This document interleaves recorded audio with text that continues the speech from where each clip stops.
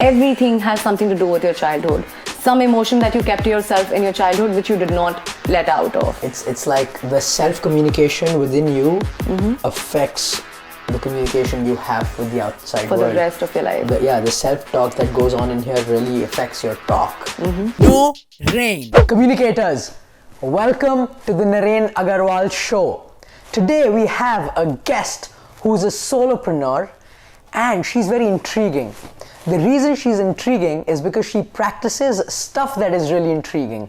Stuff that I don't know much about, but I want to learn through this interview, through this podcast. She practices Tyro Card Reading, Access Bar Therapy, and Hypnotherapy. I hope she does not apply all these techniques to manipulate my mind when I'm communicating with her. But Varsha Tibrewal in communication with Naren Agarwal on the Naren Agarwal Show. So let's welcome Varsha. Dialing in. Varsha, you're welcome. I'll see you in a second. Please walk in. Hi Naren. Hey, how are you, Varsha? I'm good. Welcome to the show. Thank you.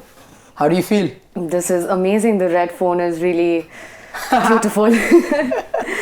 Have you done many interviews before? No, this would be my first. Awesome. I'm excited because So am I. also this show is about learning how communication is related to different aspects of life with different people. And if you're interviewing for the first time, it's a great way to also enhance your communication skills, at the same time uncover a new aspect of communication. So with that, I want to get to know a little bit about you. You can introduce yourself to the audience. How old are you? What have you done? What's your life experience been? Where have you grown up?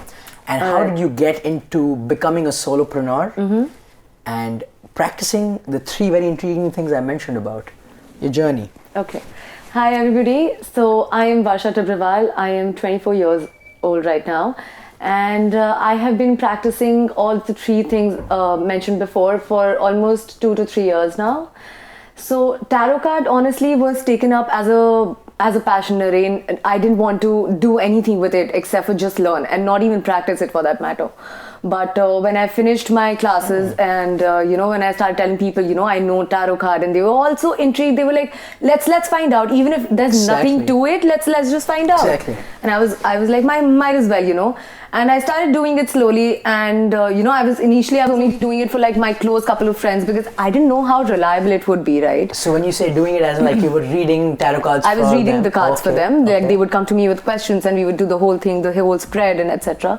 And when I started doing it initially, I also myself wasn't sure whether the things that I would be predicting would be 100% true, because that's a big question mark, right? Yes. Today, astrology, why do people think it is not a very reliable thing? Because you can't believe in it. So that was my skepticism as well. But gradually, when I moved on from my friends to my family, and then to my far off relatives, and then to basically everybody, nobody has ever come to me with a thing saying that Varsha, you predicted this and this did not come true. So prediction, okay. Also, people have this very stringent notion about tarot cards, is that everything that tarot card says has to be true. That's not true. So before I talk more about that, I think we should understand how tarot cards work, right? Okay, yeah, I'm very intrigued to know about tarot cards. So first, let's talk about tarot cards. Right. Then we'll get into access bars, hypnotherapy. Okay. And just so you know, me personally, I don't know much about tarot cards or all the other things that we're going to talk about. My personal belief, I'm neither for it, neither am I 100% sure it works, or neither do I completely reject it because I don't know much about it. Right. So I'm here in communication with you about these three things as somebody who does not have much education about this. I want to learn from a practitioner. Okay. So Yes, open up your cards and tell me. Okay, so basically tarot cards has everything to do with your energy, right? So before we start the process of tarot card reading, I sit down with my client and we exchange energy. So I take their hands in between mine and there's a small prayer. So every practitioner has their own prayer. I have mine and I practice that. And so that is how we start the process. Wow. Yes. So wait, you take the other client's hand, you take it in between. Yes. It's kind of also like establishing a connection with them. Exactly. With physical touch. Yeah, so that they feel comfortable with you, yes. right? Because their energy has to flow through and through. For the reading to be absolutely, 100% true, you have to connect with the person who's come to you.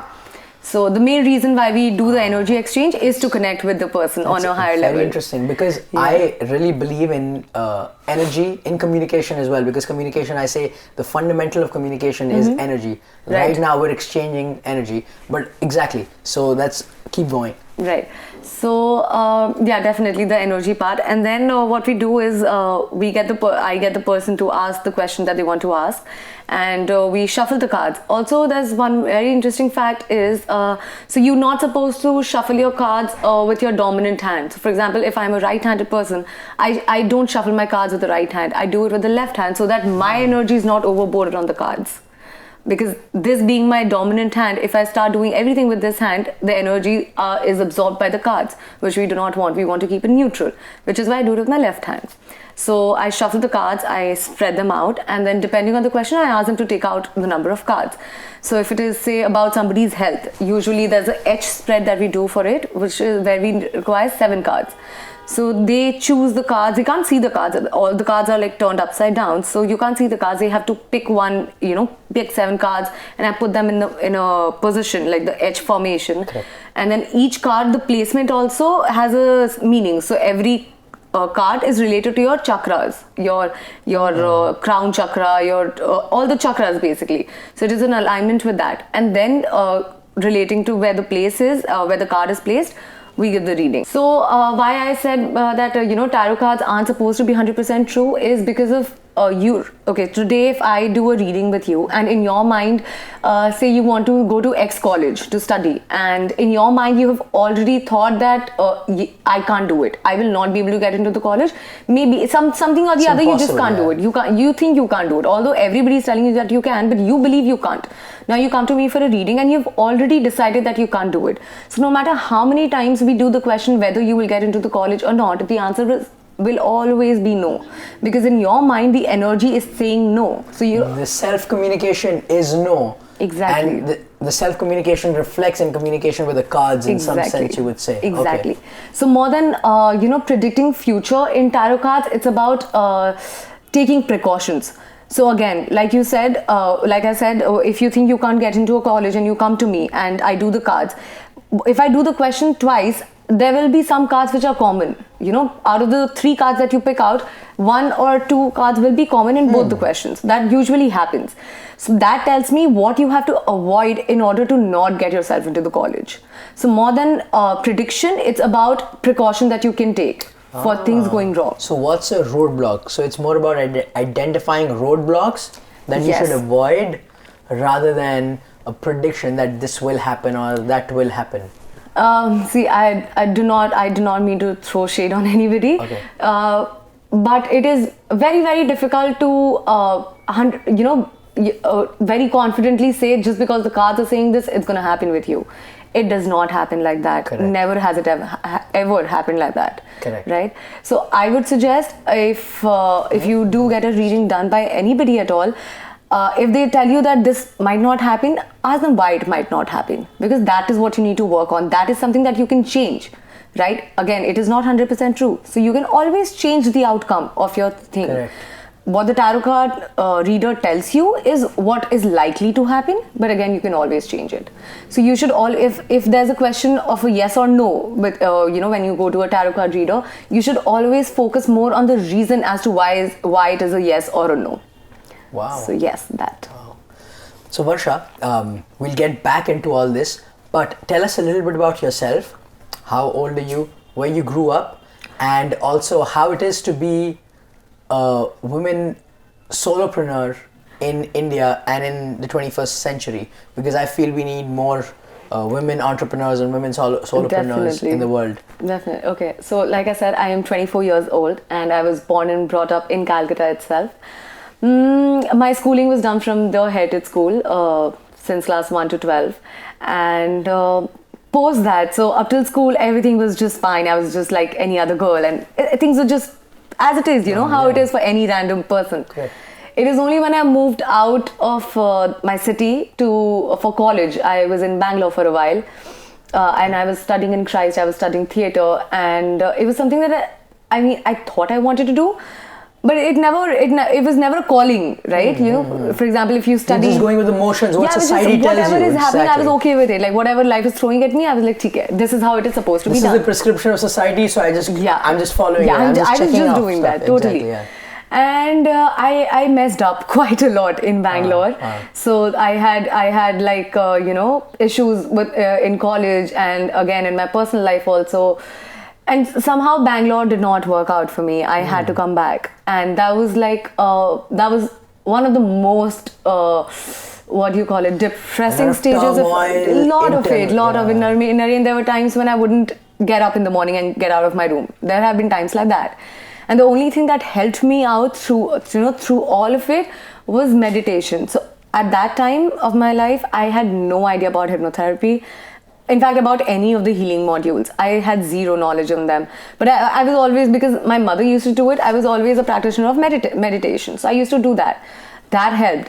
And once I came out of that entire phase of not wanting to socialize, etc., was when I was introduced to Tarot Card Reading, and that was also through just of some very, very random Facebook ad. You're saying in the tough time, Tarot card kind of came in the clutch. It did, yes. It came in the clutch. It really helped you to overcome a lot of stuff that you were going, internal turmoil that you were going through. Having said that, there's a lot of angst in society about tarot card, if it's real or not, if hypnotherapy is real or not. What do you comment on this? Personally, I don't know if it's real or not. I don't have much knowledge. I have not experienced it to make a comment about it. What's your take when someone says tarot card is hogwash? Everybody is entitled to their own opinions, right? I can't make them believe in tarot cards. Even this also might sound surprising, but when I went for my first hypnotherapy class, I did not believe in it. I thought I would go there, listen to what the teacher is saying, and then just make fun of her because it's all crap. How can you talk to somebody's subconscious mind without them allowing you to do it? How is that even possible, right? So that's what I thought too. But you have to try it yourself to believe it. The energy shift that you see in yourself after a hypnotherapy or a tarot card reading, it's very, very changing. You might not be able to, place a finger on it. On this day, I felt like this.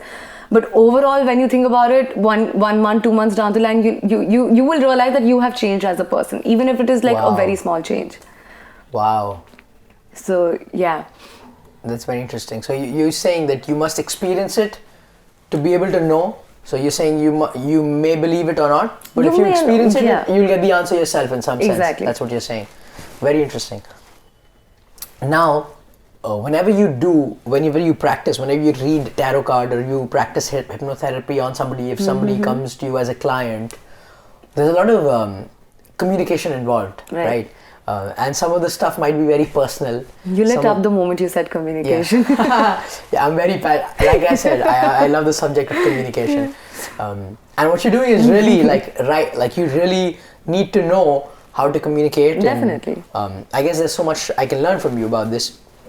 So when the client comes in, one of their fears might be that they want to keep their private life and all the things that they say very well protected. Right. They might share very personal things with you that they might not even share with their husband or wife. How do you assure them, or what's one way you think is a good way to assure them that they are safe and what they are saying will be handled safely? Right. So firstly, the profession in itself comes with a confidentiality agreement that is in place. So I'm bound by rules to not let out their secrets, firstly.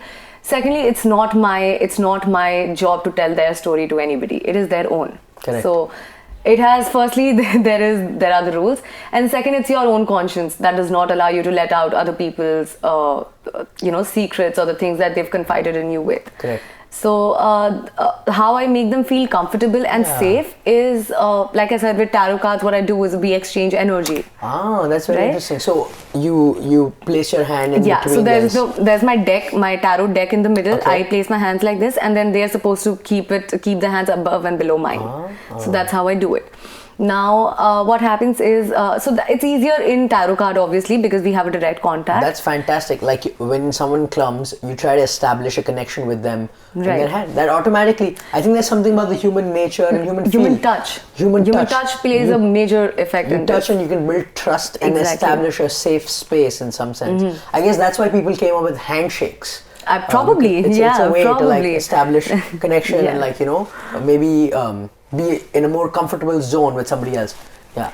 So tarot cards, it's easy. With hypnotherapy, it takes a little while because hypnotherapy. What is hypnotherapy? Okay, so hypnotherapy is basically when the therapist or the practitioner tries to tap your subconscious or your unconscious, you would call it, through your conscious mind. So again, people have this wrong notion that hypnotherapists they put you in a trance and they make you do stupid things. But no, people who do it for I was scared that you would put me in a trance and make me say stupid things. No, absolutely not. So when you use it as a therapeutic medium, it is, again, you are guided by your conscience to not take advantage of the person sitting in front of you. But at the same time, when we do it for therapy, we put you in such a state that although you are unconscious, you're very much aware of anybody who's anybody saying anything around you, or even if somebody touches you, even if it is like just a point, right? You will understand that somebody is touching me. You'll just not want to come out of that state because you're very comfortable where you are in your mind. So just to understand and see if I'm understanding correctly, you talked about the conscious and the subconscious mind. Right. If I kind of have the imagery right, some people compare the conscious and the subconscious with kind of an iceberg model, right? Yeah. So the iceberg, the 10% that we can see is the conscious mind, or like the top, and then the rest of the mind that we don't see, but the rest of the mind that governs our behaviors, how we speak, what we say, how we act, everything, what we believe in, is in the subconscious, right? Exactly. So you're saying hypnotherapy is a way to dig deep into the subconscious and bring it out to the top of the iceberg? Exactly. Okay. So subconscious has everything stored in it, starting from the day you were conceived, let's say that, and it takes 75 days to form the heart. From there, from the 75th day of you being conceived to your present day, your subconscious has it all. It's like a black box of a flight. Exactly. You can call it. It is like the essence of who you are as a person. Everything, like you said, everything that you do, your behavior, the things you say, the things you like, you do not like, everything is governed by your subconscious. So what is subconscious most impacted by? Is it where we grew up, the kind of experiences we had? Honestly, it's a mix of all, Naren. It's a mix of your parents, the conditions under which your parents were living when you were conceived, the condition of your family at that time, the relationship that your parents shared, even that plays a major role in your subconscious. Then once you're born, how the kind of warmth you receive from your family. If there is somebody who does not appreciate you in the family, you automatically develop like a negligent behavior towards them. You do not care much about that person growing up. So there have been instances like this where people don't know why they feel the hatred or dislike towards a particular person. But again, there's a reason behind it. So in essence, the subconscious is greatly impacted by the communication you engaged in with everybody around you, whether it's verbal, whether it's physical, but also whether if it's just the energies in some sense. Right. If somebody is not giving you good vibes, like we say, yes, very important, and the communication or the vibes are not very good, the subconscious will be impacted by that. And so you kind of form as a human being by the kind of communication you engage in. Totally, around you. and that is It's very interesting. so. Also, like I mentioned, the communication that your parents are sharing before you're even born, even that plays a major role in you being So who in you are. hypnotherapy, you essentially try to tap into the subconscious and fix things that aren't going very well. Exactly. So give us an example. Like, why would somebody So, come for a hypnotherapy session to you, and like how would it work out? So hypnotherapy is done for almost all problems that you have, right? So the most common is the inner child. Now, inner child is a term very commonly used these days. What inner child basically means is, let's say you have been a very insecure person, right from the start, but there was no reason for you to be insecure. You were equally loved by your parents, by your family, friends. You were, let's say, not good, but you were average at studies, right? And everything was like just in place for you. But again, you were a very insecure person from the start, and you want to know why. You want to get rid of it, because insecurities are things which harm your relationships. They ruin them. Like, they ruin them. They do terrible things to you as a person also, insecurities. So what happens is, if somebody comes to me with that issue, right? Firstly, the first session is always just talking to the person, so that I understand what their weak points are, what their strong points are. What they want to develop in. Exactly. There are times when the client comes to you with a certain problem, but the underlying issue is completely different. Like, you have to understand all of that also. Very interesting. So the first session is always talking. How we're doing this right now is how I do it with them. We just sit and we talk, and I understand all the things that we need to work on, because again, human mind has so many layers that you have to break through each of them to get the person not to experience the problem So again. how do you ensure that you get to what the real problem is? What do you do in that session, in some sense? Like, do you focus on asking the right questions? Right. Do you focus on listening a lot? Do you focus on just letting them speak? What do you focus on? So first, I let them come with the presenting problem. Right. I let them talk. I don't talk in the initial 10 to 15 minutes. I don't talk. I am shut. I let them come, settle down, feel comfortable, and just be, right? So they start associating with the environment there in the chamber. Then what happens is, so they start talking naturally. Like, if you stare at somebody too long, they will anyway start talking to you. So that happens. So they start doing that. I'm looking at them and they're talking to me, and I'm just writing down things. You know how generally it is done. Humans, as we are, we have this undying need to please everybody. Very interesting. Right? Yes, that's so true. It's so that's why they people do have that. a tough time saying no. Exactly. So, and especially when you come to I would not call myself a therapist. I am not a certified therapist, but the things that I practice, the modules that I practice, people do sometimes misunderstand me as a therapist. So when they come to me, they naturally want to be, they want me to say things like, you are right, the other person's wrong. They want to self-validate their actions, their behavior. So tell us, what kind of questions do you ask to dig deeper? What kind of, maybe one or two examples of questions that you ask once the client tells you the problem, to dig deeper? What are such tools? So once the session starts, they come in, I let them be comfortable, etc., and I let them talk. Like I said, for the first 10-15 minutes, it's just them talking and me writing down, scribbling mostly on my paper. I'm not even writing anything back then. Only the important bits that I hear, the emotion, if there's a particular emotion, or if there is one person's name which is popping again and again. So those kind of things, repetitive things or emotions mainly. That I note down. And once that is done, I start counter questioning them, taking the so for example, if the person says, I feel insecure about my boyfriend, what I do is, when I ask them questions, I take up the emotion, but I do not relate it to that person. I ask them about another person altogether. Oh, wait, that's super interesting. That's super interesting. Yeah. 1 second. So when someone says, I feel insecure about this, you forget the about this for now. You pick up the emotion they have stated, and then you use that emotion to ask questions around it? Around it. Because I need to understand where that is stemming from. It did not stem from a boyfriend. Wow, that's super interesting. Yeah. So sometimes we just focus on what the people are saying apparently, but we forget to really see where they're coming from. The underlying problem or the issue that there is. I guess this happens in the business world too, everywhere. Everywhere. Wow, keep going though. So, so the story, yeah. So I start asking them questions. I beat around the bush a little, So when was the last time you felt like this? And then there are times when I don't even mention the emotion.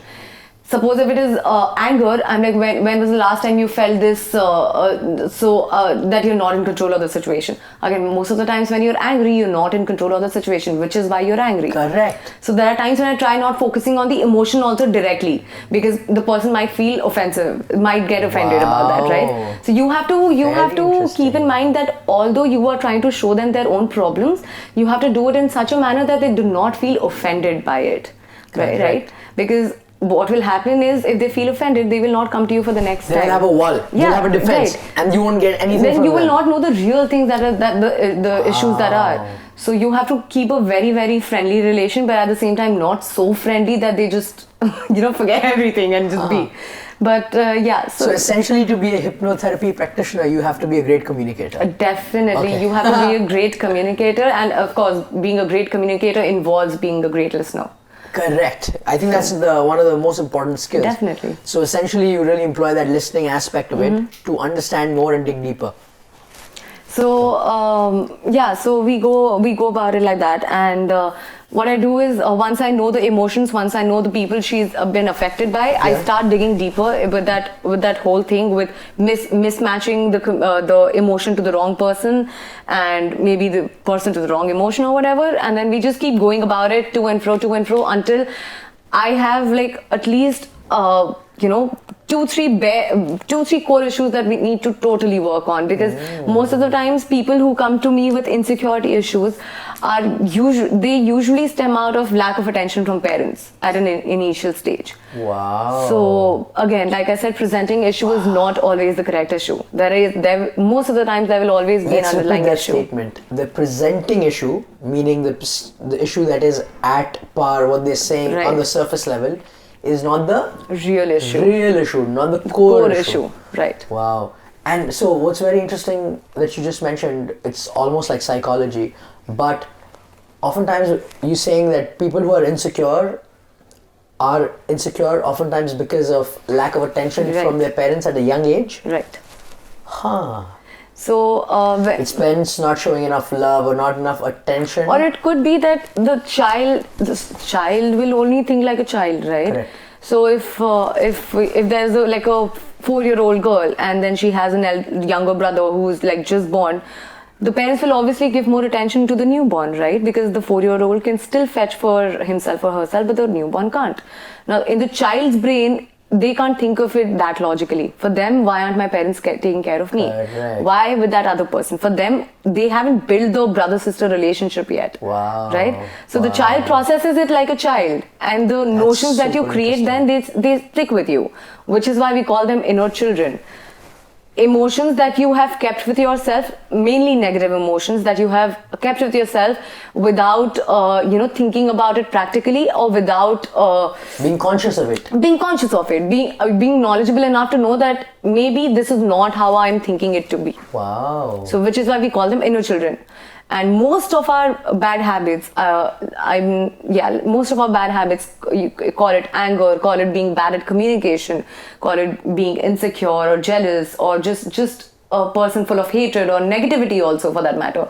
Everything has something to do with your childhood. Some emotion that you kept to yourself in your childhood which you did not let out of. So that's how it works. It's like the self-communication within you affects the communication you have with the outside for world. The rest of your life. The self-talk that goes on in here really affects your talk with the outside world. The relationship that you have with yourself really affects the relationship you have outside. Wow. Naturally. Super interesting. That's hypnotherapy. Tell us a little bit about access bars. Okay. Like, what are these? Are these like Snicker bars? What are these? Okay, so I have no idea. not like Snicker bars. Okay. So I am a little more favorable towards access bars because it's very easy. It's absolutely so refreshing, even for the person who's getting it done and for the person who's doing it also.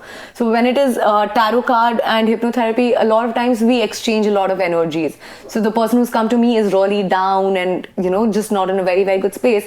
After they leave, even I go into that space. Whoa. Whoa, that's super interesting. Yeah, Okay. that happens. Wow. So you're saying when you engage in communication with somebody, it's almost like physics, where the heat flows to the cold Definitely. and tries to get in an equilibrium. So if somebody comes in with very low energy, That gets that transferred gets to me tra- sometimes. Basically, essentially, your energy gets transferred to them, and Yeah. you're depleted. Or it could be that the situation is so severe that even my positive energies can't get to them.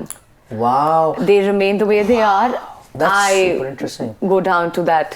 I think this level, happens yeah. like in our workplaces, in classrooms.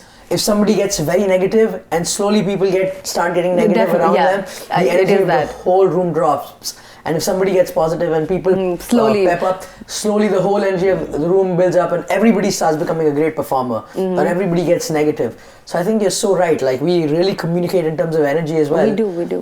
And that can affect essentially how the energy of the other person is, who we just interacted with. So you're saying this is with hypnotherapy and tarot cards, but with access bars, this is With access bars, this is not so much of a problem. How come? What? Yes. So I'll just. So access bars is basically you have these 32 points in your head, which control different aspects of your life. What kind of points? Like physical points? Yes, there are Okay. physical points. So, for example, there's communication, which is very, very important. There's communication, there is joy, there's sorrow, there's sexuality, there's creativity. So you name it, and there are points for that. So Wow. there are points for time and space. There's control, etc., etc. So which basically govern your entire life, your day-to-day This is life. on the skull. On the right skull. here. Yes, right here. Okay. Yes. 32 points. 32 points. So so we call them bars. Those points are called bars. Oh, now what okay. happens is So not like Snicker bars at all. Not what I was absolutely thinking. not. Okay. So certainly not the bars you can eat. That's for sure. So what happens is when we press those points, so each point is to be touched with other two or other three. So there are combinations. For example, there's a combination of control, creativity, and communication. Somehow all three are interrelated if you think about it. Wow. If you are Talk more about this. Control, creativity, and communication. All C's. Three Right, C's. 3 C's. Okay. So what happens is if you're a very, very creative person, right, you can visualize everything. Correct. But you can't put your message across. You can't write it out. What do you do with your creativity then? You lose it. Right? It dies with you, yeah. It dies with you. After a point you start thinking, is it even good enough? Or maybe not. Let's You just let can't it go. gift your creativity to the world. Exactly. No one even knows you're creative. So along with your creativity bars, which is why we run the communication bar, because everything has to be in sync. Then comes your control. Now when we talk about control in relation to communication, what happens is there are certain people who just talk very loudly. Yes. It's not because they're trying to offend you or they're trying to fight with you. It's just they talk very, very loudly. That's about it. Or some people who just can't hold back anything, just Yeah. say whatever comes to They say their whatever mind. comes to my mind. They might offend somebody. Yeah, totally. Or people who are just very, very introvert, like they do not want to talk. No matter how comfortable they are, they will just not talk. I'm not saying that's a bad thing. Definitely not. You are allowed to be who you are. But essentially what you're saying is sometimes they wish they would have spoken, but Exactly. they still don't. It is about so they're people who- repressing themselves, they're not expressing themselves. People who want to change how they are currently, mainly for that. We run the bars and we say the chant. What happens with that is all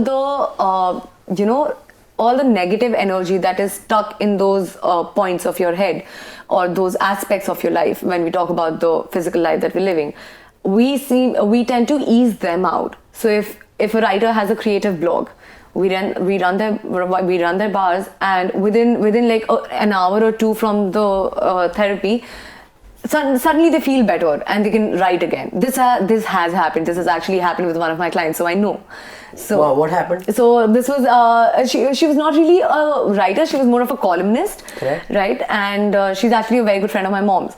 So she was at home and she was just talking to mom about how she's not able to write these days. And I had recently only learned access bars, and mom was like, might as well try, there's no harm, just give it a try.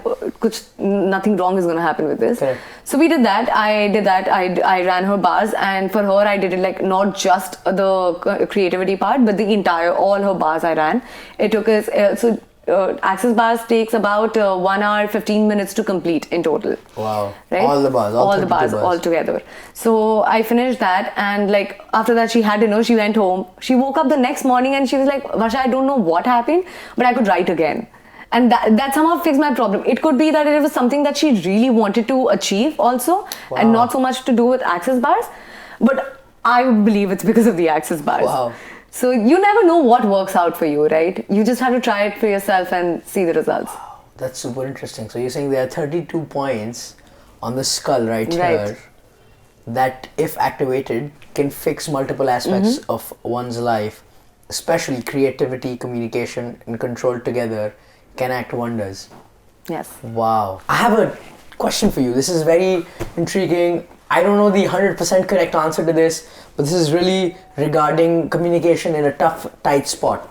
You have a client in front of you and you have something to say that they won't like a lot. Something that is not very good, something that's not very ideal when you're doing these therapies, something that they should be really cautioned about, something that they should be worried about. How do you convey such things where the client might take it either offensively or get really worried about it? Okay. So I'll go with each therapy, how we do it in that. Access bars, there is no communication happening there. So, Correct. So there is no message that you have to put across. It's just something that you're doing for the client. Correct. And it's done with. When it comes to tarot cards, because the person is asking the question right in front of you and you're all both present there. Every time somebody comes to me for a tarot card, this is what I believe, they're anyway ready to hear whatever it is. They don't come with certain set notions. Even if they do, the moment I again, like I'm telling you the rules, correct. I say those to them also, that do not believe it in 100%, do not do this, or I just try to give them a gist of how it is supposed to be. So even if they come with preset notions, they know the moment I tell them that you're not supposed to be like 100% reliable on these answers, they automatically understand. So even if I have something bad to say, they don't feel bad about it. That's very interesting. It's easier. It's because you've set the context correctly. Exactly.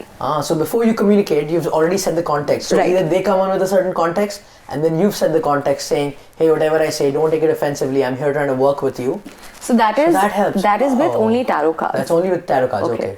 Now when we do hypnotherapy, now what happens is when you're under hypnosis, right?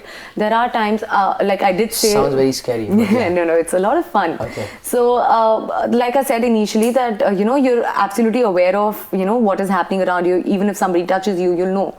There are times when the situations or the therapy that you're undergoing, it becomes so severe that you don't want to recall those things that you said, which is why we write it down, right? Even when we're doing hypnotherapy, every time the client says something, or when we ask them questions about how they're feeling in a certain situation or whatever, we write it down. Also, we record it on our phones with the client's permission, obviously. They don't want to recall it. Now, to make them recall, there are times when the client is in denial also. For example, let's say it might be a little dark, but let's talk about sexual abuse, right?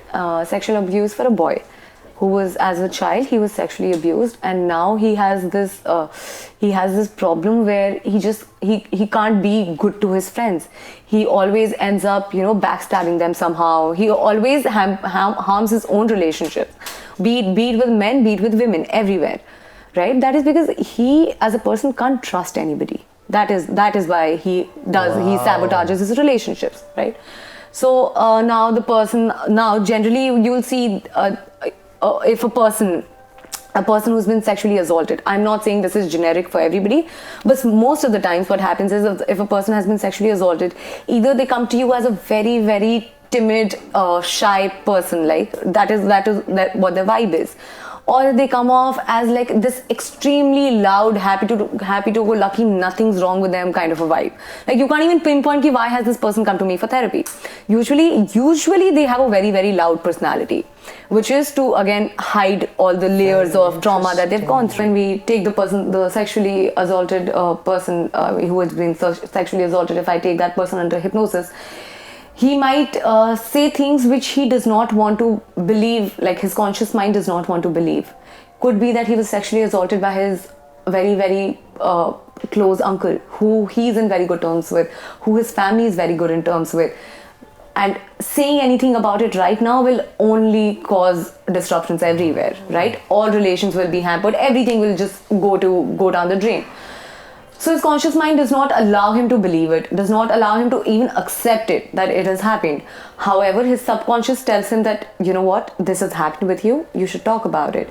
And he says it out loud while he's in hypnosis. And then I take them out of hypnosis, and again, we're doing a counseling session, we're talking. Now, if the client himself does not bring it up, it is very difficult for me to bring it up, right? Because I want him to self-realize what they have said. Correct. And you don't want to start off with something that will make them uncomfortable. Exactly, at the first go. Because the moment you come out of hypnosis, you're already under so much emotions. Like the emotion quota is so high on your body and mind that anything, even slight bit of inconvenience might make you cry. Right? And most people actually do cry in hypnosis, during hypnosis. Anyway, so when that happens, I try to tiptoe around the issue. Even then, when the client, the person is not ready to talk about it, I tell them, I accept you. As who you are, I accept you completely. You are not here to be judged. I'm not here for that. It's not my job to do that. It's not my job to even tell you whether it is right or wrong. You want to make yourself feel better, I can do that for you. Obviously, I lower my voice. I talk, if we're sitting this far apart, I come a little near to them, or I just bend a little aage, and that is how I talk to them. If I have to, I take their hands in my hand, and that is how we talk.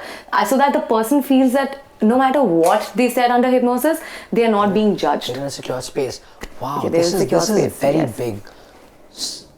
So you're essentially saying, if you want to convey something that's very personal to somebody and they don't want to speak about it, something that you want to talk about but the other person is very uncomfortable to talk about, something that might offend them, the number one thing to do is establish a zone of non-judgment. Exactly. So when they feel that they are not being judged, they are more open to talk about their problems and their things. Wow, this is very powerful. This is actually a super powerful communication why lesson. people say if there's one thing I think the viewers can take away from this interview is this point.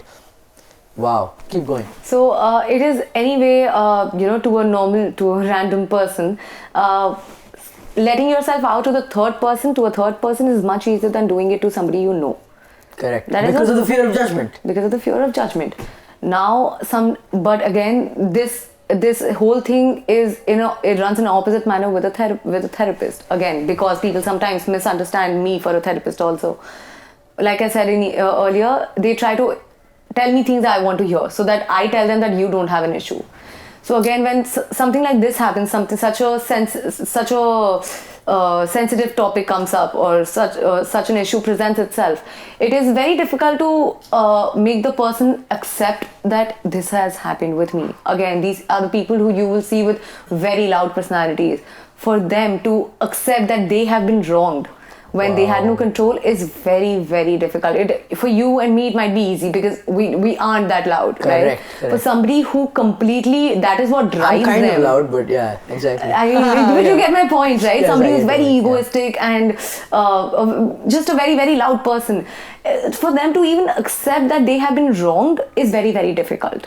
So firstly, to make them understand that even if they tell you that, they will not be judged. Secondly, is to make them understand that whatever they tell you is going to be within those four walls only and nowhere else, nobody else. That is when they start talking to you a little more. And of course, your body language has to be in accordance to what you're doing and saying. Correct. So that is how I generally handle the bad news that I have to deliver. Wow. Varsha, I'm really intrigued by this phrase that you used, inner child. Right. So everybody I've heard has an inner child. Tell me more about this inner child. Is this a good child? Is this a bad child? How can we improve how this inner child is? What to do with this inner child? Okay. So inner child is basically, this certain emotion that you held on to as a child, and that's there within you. It is not a part of your conscious mind because in your mind, you have repressed it to such an extent that for you, it does not even exist. But at that one point, you felt that way and nothing could have helped you at that point, which is why you stuck onto that emotion. You kept it with yourself. No matter how bad it was, you kept it with you. That forms your inner children. And everybody does not have one, they have multiple inner children. So every emotion that you do not let out, every feeling that you do not express, which harms or hampers your growth, which harms or hampers your emotional level, turns into an inner child. And the easiest way to talk to your inner child is, you do not need a therapist or any sort of practitioner for this. You can do it yourself. Meditate and ask yourself if there is a repetitive issue. Let's say if jealousy is a repetitive issue for you, right? You feel jealous even though you do not want to. You love the person, you love the things that is happening for that one person, but you're jealous of that person. Why do you feel that way? Go into your meditative state. Start asking yourself, when was the first time I felt this? Rather, go backwards, because you're doing it in your conscious mind. If you are doing it by yourself, you're doing it in your conscious mind. Start with the most recent case where you felt this. Then go back to the time before that. Then go back to the time before that. You will realize the more deeper you go into your meditative state, the more deeper you go into your subconscious also. Slowly from your conscious, you go to your subconscious and you tap it. The first instance that you can recall where you felt jealous, feel that emotion completely there. Tell yourself that it is okay to feel jealous. Even if you were 4 years old, it is okay to feel jealous of that newborn baby who's right there. Although he's my brother, it is okay for me to feel jealous. Express yourself. So one of the therapies that we do to treat inner children is also empty chair technique. This is done by psychiatrists also to treat patients. So what we do is we put the person in a hypnotic state and we take them to a room of their choice or like an environment of their choice, and we make them assume that there's a chair that they're sitting on and that there's a chair on the opposite side of them, and we make them recall the emotions, the inner children that we're working on for that particular session. Suppose jealousy is the problem that we're working on. Correct. So what we do is first we take them back to the first instance they felt the emotion jealousy, who they felt it against. We call that person into the room, in their hypnotic state. We call that person into the room and we ask them to sit on the chair. And we get this is all imaginary. This is all imaginary. This is all imaginary. They're in a place where they're comfortable. Right. There's a chair in front and they're calling somebody who they have jealousy towards. Or whatever emotion that you're working on. They're calling them in, okay. You call them in and you let your client say whatever it is that they have to. If they felt jealous of their baby brother, they have the right to express their anger to their parents. Like, why would you leave me like that? You can't abandon me like that. The child is not wrong when you think about it. Now only when you grow up you realize that wo to bacche the, like we were kids, which is why. But that time the child is very, very justified in what he or she is feeling. Wow. So you let them justify that emotion. To the 22-year-old, you let the 22-year-old justify the 4-year-old's behavior. That is how you get rid of your inner children. Wow, it's really working on speaking something out, saying something out, expressing yourself out, and that in turn helps you clear up things within. Right. Wow. Oftentimes we do hold so many things back. We don't express it to our friends. So this is in a way kind of the midway where we're not going to the person and saying it straight up to them, but we're saying it to them in an imaginary way. Right. So at least it clears up within ourselves. Right. Wow, how the communication clears up the self-communication. Right. So, yeah, you're right. So, most of hypnotherapy has a lot to do with communication. Like you said, you don't have to necessarily talk to the person who caused you harm or hurt. Maybe that person's not even here anymore. What do you do then? You imagine that the person is there and you let yourself out. Sometimes, what happens is the moment you're thinking about something or you're thinking. But the moment you say it out loud, it all comes into place. It sets into motion then, right? That happens. Sometimes that's why journaling helps. I do that a lot. Yeah. Sometimes if there's a lot of cloudiness in my mind, I sit down and write journals. To sort yourself out. When we really put it outside, a lot of clarity is established. Exactly. Yeah. So emotions, similarly, it is very, very important to express your emotions. I'm not saying you should become an emotional fool and just go on expressing all the time. But if there is something which bothers you, like if it keeps you awake at night, it bothers you. That's for sure, right? Exactly. That is a constant mentation again, that keeps going on and on. Yes, that's bothering you. Exactly. That too. So it is very, very important to express yourself. Whether you do it directly to the person, you write it out, nothing is crazy. Honestly, in today's world, nothing is crazy. Anything that helps you get past that phase, everything is acceptable. Wow. Yeah.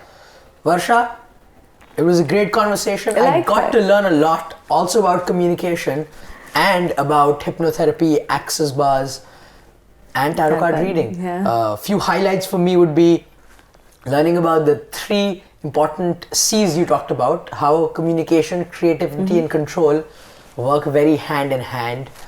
Also, when you spoke about how you deal about talking about sensitive topics and something that might offend your clients, you try to establish a zone of non-judgment in their mind, so when they are not feeling judged, they are more open to speaking about you. Thanks so much for an enlightening conversation. Thank you for having me. We hope to see you soon again. I have a question for you. Yes, please. This is the time that you ask me questions. Okay. So let's see. It's a hypothetical situation. All right. I just want to. I want to understand, because you have such great knowledge about communication, right? I'm just a student. Yeah. Whatever yes, knowledge that you have, it's certainly more than what I have. So, so tell me something. If you are in a certain place where you are handling everything. Let's say you're organizing an event, right? It's your parents' anniversary, you're organizing the event. Now there were certain things that you needed to be done, that were needed to be done, and you had specified each person to that job, like your job is to do this. Correct. You made yourself very, very clear, and you went for like one quick whatever break you took for half an hour, 1 hour, whatever. You come back and none of it is done, or even if it is done, it's not done in the right manner. Correct. Your party is about to start, your work is not done. Correct. And you are really, really tired from planning everything. Correct. How do you communicate your disappointment in them? Or how do you just express yourself then? Okay. What do you do? Superb It's a very, very crucial time. Just imagine it is all happening at once. So essentially, I'm not going to talk about how you could have prevented it with better communication, but you want to address it right then and there. Right. That's what, because see, people know how, if I have to say something to somebody like the next day, I prepare it in my mind. This is how I have to do it. Correct. It's that situation, and you're in a crisis, you want everything done. Right. So here's a few things I would say. In situations which are there's a lot of crisis, the number one thing you need is teamwork, because one person can't fix everything. In that situation, you need everybody to work together. So teamwork would be the number one priority. Right. And for that, you would need to communicate to all the team heads, whoever's heading certain things together. One approach that I always use with my team, especially in a situation of crisis, is there's 2 ways. One, you can go into blame game. You can go into post-mortem. When somebody's dead, what do? Post-mortem, right? We cut them open, we see what happened. So one approach, some leaders, I think it's a mistake they do, is in the situation of crisis, they get everybody and they start doing a post-mortem.